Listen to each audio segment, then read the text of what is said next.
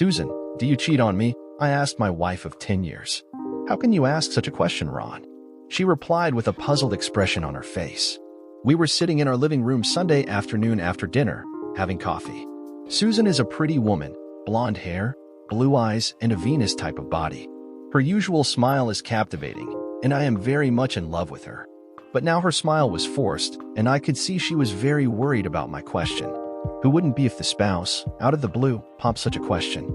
I cannot give you one single reason for asking this question, but during the last few months I have started to feel that all is not as it should be. Are there any reasons for me to be worried, Susan? No, Ron, not at all. But please, you need to explain why you were at unease. It's better for both if we get any uncertainties out in the open, so we can straighten them out. Don't you agree? She replied. Okay, I said. My job demands that I leave home every third Monday morning, not to return to our home until Friday the week after. That leaves you alone for close to 2 weeks, all those days and one weekend by yourself. You have a lot of time at your hands, and you therefore have the opportunity. And given the opportunity, it is easy to stray. Please, Ron, do you speak out of your own experience?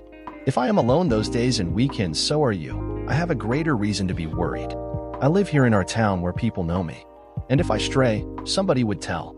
You, on the other hand, are all by yourself, away from home, and have plenty of opportunities without being caught. I trust you, so you should trust me. Point taken, Susan. There is a distinct difference, however. You are an attractive, beautiful lady every man would kill for. On the other hand, am an insignificant guy, girl never look twice at. But it's not only the opportunity, it's also the change in you. I replied. What do you mean, Ron? How have I changed? She asked. After my 2 weeks on the road, I spend 1 week and 2 weekends with you. I said. Earlier our sex life was fairly normal, with sex once or twice a week, with little or no variety. Now you are much more active and crave sex more or less every day. Do not misunderstand me, I do not complain. I like it. You are inventive. You do oral, which you definitely did not accept to do before. So, I start to ask myself, what has happened? Is somebody else teaching you the art of lovemaking? I have certainly not caused the change in you. I had given you up several years ago and settled for the vanilla sex you seem to be content with. Dear Ron, do you want me to stop being inventive? Or is it sufficiently for you to know that girlfriends talk much more than men do, and that we exchange experiences? She replied with a smile. I am guilty of telling my friends about what you wanted and what I denied you. They called me a prude and convinced me it would be fun to be inventive in lovemaking. Is that such a bad thing? I have found out they were correct. It is fun, and I enjoy the turn our lovemaking has taken. Yes, I enjoy your inventive lovemaking. But if it had been only the opportunity and the increased sexual activity, I would not have been concerned. With all your time available, I find it strange that you do not have a lot of interest to occupy you. You don't have ambition to learn new things, taking courses, or do any job, even part-time. And then you seem to have extra money to spend on dresses and lingerie you never wear when we go out together. I just don't get it. I replied. Ron, you are not fair. I take care of the house and the children. I am a homemaker alone for 2 weeks at a time, and I have my time fully occupied. As to interest, you know I love dancing, and that I take dance lessons every Monday night. The dresses I have is for the dancing, and having on those I need light and flimsy underwear, so no lines show. The dance school have an agreement with a local shop, so we do not pay full price. And besides that, I am careful with our money, she said with somewhat raised voice. She started to be a bit annoyed by now. Maybe I am unreasonable and not fair. The loads on you being so much alone are perhaps greater than I have understood. I do not want to insinuate that you are lazy and that you do not pull your weight. I should think about finding another job. A job that would keep me more at home. What do you say, Susan? She looked at me a bit surprised and countered. Will you consider to quit the well-paid job to stay more at home? Yes, I said, but it will be less money, and we would have to cut some expenses. Would you accept to reduce our spending to a more modest level, Susan? If you insist, I will. But I admit I like our lifestyle. Our holidays abroad and skiing in the mountains. So, if you keep your job and trust me, I can cope at home. But it is your decision, Ron. Before we end this conversation, I have one last question for you. One of my friends have seen you on evenings at the convention hotel in evening dress, dancing and having fun with strange men. He has seen you on several occasions, and he is sure it is you and nobody else. Why are you out late at night in evening dress dancing with strange men, Susan? I should have told you, but I have not considered it a big deal. As you know, I take dance lessons. It would be no surprise to you that there is less than 1 man to 4 women at the classes on Monday. We therefore have too little practice. At the same time, the hotel has a number of conventions, and most of them has a great unbalance between the sexes. Mostly too many men. The hotel management therefore often invite us to participate after the dinner so that there can be dancing. We therefore have a lot of free and extra dancing practice to live bands, and I enjoy it. You never take me out dancing, so don't you dare put your foot down on this, Ron. All right, Susan, I can only trust you as you trust me. If you found me cheating on you, what would you do? Accept my plea for forgiveness? I asked. I don't know, Ron. If it was a long and lasting affair, I would divorce you for sure. If it was a one-night affair, I don't know, I might. It depends about the circumstances, I guess. But you have no free ticket. Be sure of that, Ron. Keep your path clean or else. She replied with a devilish smile. End of discussion. This works both ways, I said, and without waiting for a response continued. Let's go to bed. In the bedroom, I undressed quickly, went to the bathroom and brushed my teeth and jumped to bed waiting for Susan. She as usual took her time, and when she undressed, she stripped like a professional stripper. She was very sensual and teased the whole time. She really put on a show, and she was good. Maybe too good, I thought for a moment. She had never acted like this before. She lowered herself down on top of me, kissed me deeply, and said in a low, whispering voice, "I love you so much, Ron." This was good for me as well, and I am already looking forward to Friday next week. The night was full of raw passion. Entangled in each other, we drifted off to a blissful sleep. Next day on the road to new sales meetings, I was thinking about last evening and my conversation with Susan. Her answers seemed to be plausible and logic, but her lovemaking later at night gave me a nagging feeling she had an agenda she kept hidden from me. I decided I would use the next 2 weeks on the road to call a few friends and collect a few favors. And that is exactly what I did. The Dance Academy could tell me that they had no agreement with any boutique for reduced prices on dresses, and they had no agreement with the hotel for the ladies to dance at their conventions. The hotel confirmed this, and also made it clear that a few ladies from town mingled with their conference guests, and they did not like it. They even hinted that they solicited their guests and went to their rooms and stayed the night.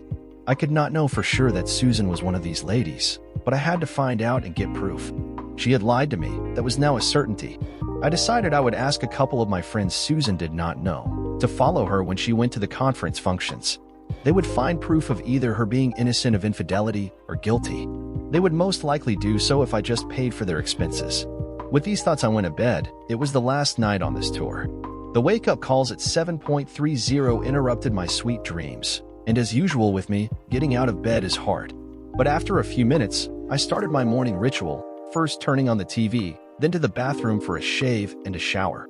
While in the bathroom, I heard there were news on, but when it dawned upon me that the reporter was out of the ordinary agitated, mentioning fire, the name of our local big hotel, I had to stop shaving and move back to my room to see what in hell was going on. Back in my room, I saw the reporter on the screen, holding his microphone up to a uniformed fireman. In the background, our hotel with smoke pouring out from doors, windows, and all conceivable openings, asking, "Inspector, what can you tell our viewers about the situation just now?" "It seems that our men have managed to isolate the fire to the ground floor," he replied, and continued, "But we have serious problems with the smoke. All emergency exits and corridors on all floors are filled with smoke. We have managed to evacuate all staff working on the ground and first floor, and some hotel guests who had rooms on the lower floors. But we have many guests trapped in rooms higher up in the building. Have you any information on how many were in the hotel and how many has been evacuated?" The reporter asked. "Not exactly, but we have a good idea," the inspector replied. The receptionist was smart enough to bring the guest log with him when he evacuated, and he has also a list of people who was supposed to be working. I have people working on these lists, checking these against people we bring out. According to our latest tally, we have got all 18 employees out and 57 guests of total 116 guests registered. But according to the receptionist, there are from time to time people in the rooms who has not checked in, so we do not have the exact number. The reporter spoke into the mic again. "How do you plan to bring out the remainder of the quests?" "We are through loudspeakers instructing the guests to soak towels in water and lay them against the gap under the doors to prevent smoke getting into their rooms, and we hope to clear the corridors of smoke soon. But in the meantime, we are evacuating by using the telescopic ladders on the fire engines as far up as we can reach." but we cannot reach higher than the 6th floor. He replied, and he turned towards the hotel and pointed and said, like this. And the cameraman moved the camera to take in a fireman on top of the ladder receiving a woman that was handed out a window on the 6th floor. The fireman took the woman and started to climb down, holding her in a fireman's grip, followed by her man climbing down by himself. The camera followed the fireman while he climbed down the ladder and zoomed little by little in on them. When they reached the ground, he sat the woman down. She straightened herself and looked directly in the direction of the camera as the camera zoomed in and her face filled the screen. I didn't believe what I saw. My heart skipped a couple beats as I suddenly realized that I saw the beautiful face of Susan, my wife. I closed my eyes, not wanting to believe what I saw, and opened them again, but she was still there. The camera returned to the reporter, but I sat there as in trance and cannot remember what was said. I had a still picture of my wife fixed in my head. My lovely Susan just carried out from a stranger's hotel room in an evening dress at 8 o'clock in the morning. It slowly dawned on me that I had the proof I did not want, with millions of witnesses, and sadly had to admit that my marriage was over. Did I leave for home immediately? No. There was nothing there for me. I concentrated on my sales meetings and decided to head home once it is over. A week later, I returned home. Susan gave me a warm welcome, a big one-sided hug, and an attempt to kiss me. I shrugged her off. I walked in and went straight to my bedroom, changed my clothes, and came out at the dinner table. I poured a large one from my tall whiskey bottle, sat down right in front of my wife and asked, "Explain." She looked at me with a confused look and questioned, "What is to be explained? The hotel? The fire? The 6th floor?" She lowered her eyes. Was it just one time, or was it a long-term professional endeavor? Before you speak, the Dance Academy does not have any agreement with any boutique. The hotel does not involve itself in arranging women for their guests. In fact, they don't want them there. So, think of any other story that you have not cooked. I sipped my drink. She muttered, "I can explain." "I am all ears. Go ahead." I said, "Your salary was not enough." "Not enough for what?" "For food, for the bills, for your clothes." "Not enough for what?" "Okay, let's consider my salary is not enough." "I am sorry to interrupt. Please continue." Tears started rolling down her face. "Your salary was not enough for me to wear good clothes, and I wanted to have the good things in life. So, you became a hooker. Simple, isn't it?" I added, "Imagine if I started thinking the same and became a hitman for hire. Will that be fine? How proud will my son be at his school? Hey, everyone, my dad is a hitman and mom a hooker. That would be some weird Hollywood movie family." I taunted her with a sinister smile. "Did you even consider the actual cost of your actions? Did you even think as to what will it cost in the long run? Did you even think what will your husband think of you? How will you present yourself as an ideal mother in front of your son? Let me answer that for you in case your throat is choked. You did not think. Does it mean you will get away with this? Let me answer that as well. No." I opened my bag and handed her the divorce papers. She started crying by now and was shaking. "I will do anything, please don't leave me. Punish me, but don't leave me." She cried. "You have already punished me for no fault of my own. You left me for money. You slept with other men. I don't even know how many times and how many men have slept with you. So, no, we cannot continue as husband and wife, not in this life. Besides, there are no free tickets. Now before I lose my shit and extract medieval justice on you, better pack your bag and leave. I have nothing else to discuss." I gave her no choice and made sure she leaves. The divorce was simple. She was branded as a cheating wife, but it was costly. I lost my house, half of my savings. Only good thing was that I was with my son. The court did not find her as a suitable and financially stable guardian and decided to give me the custody. Losing the house and the money did put a huge dent on my pocket, but not as large as what my ex-wife had put on my life. I never found the other guy or the guys who slept with my wife. I guess they were just mere travelers looking to satisfy the temporary itch. The root of all evil was the Dance Academy. It was running a racket under the guise of dance. It was shut down. A jilted husband also burnt the building down when he caught his wife involved. I have devoted my life bringing up my son, and my only lesson to him would be to get an ironclad prenup agreement when he gets married.